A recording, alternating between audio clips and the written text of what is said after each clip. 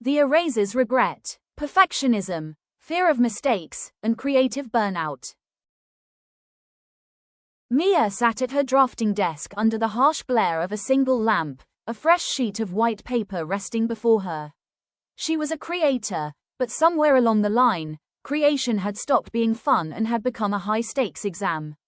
Every time she pressed her pencil to the page and drew a line that was even slightly off-center, a spike of anxiety hit her chest. Immediately, she reached for her pink rubber eraser. Scrubbing furiously against the paper, she destroyed the imperfection before anyone, even herself, could judge it.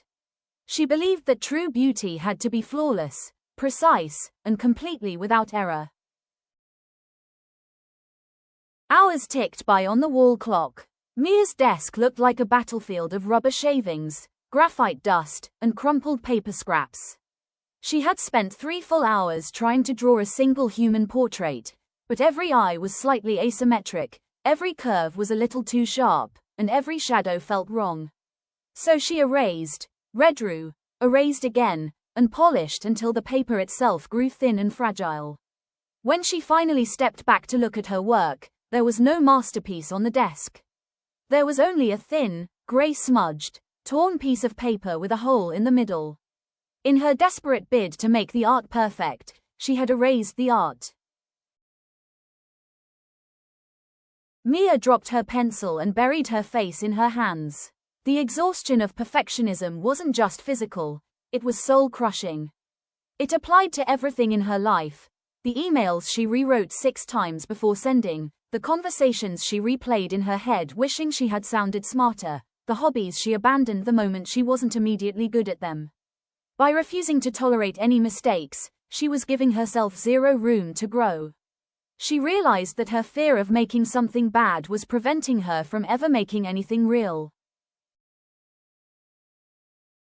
With a sudden burst of decision, Mia did something drastic. She gathered all the erasers on her desk, opened the window, and tossed them into the trash bin outside. Then, reaching into her drawer, she pulled out a vintage fountain pen filled with jet black, permanent ink. There would be no undo button tonight. She pulled out a fresh, heavy sheet of cream paper, uncapped the pen, and let the nib touch the surface. Her hand trembled for a second, but then she drew a long, bold, black line right down the center of the page. It wasn't straight, it wasn't perfect, but it was permanent, and it was alive. Without the safety net of an eraser, Mia drew like a person unchained. When a line went crooked, she didn't panic, she used it as a shadow. When an ink drop accidentally splattered across the page, she turned it into a cluster of night stars. She worked with the mistakes instead of fighting them. By midnight, the page was covered in a raw, expressive, deeply emotional drawing. It wasn't neat, and it certainly wasn't sterile. It was full of energy, movement, and soul. For the first time in years, Mia looked at her creation and felt genuine pride. Perfection is sterile, clean, and completely devoid of life.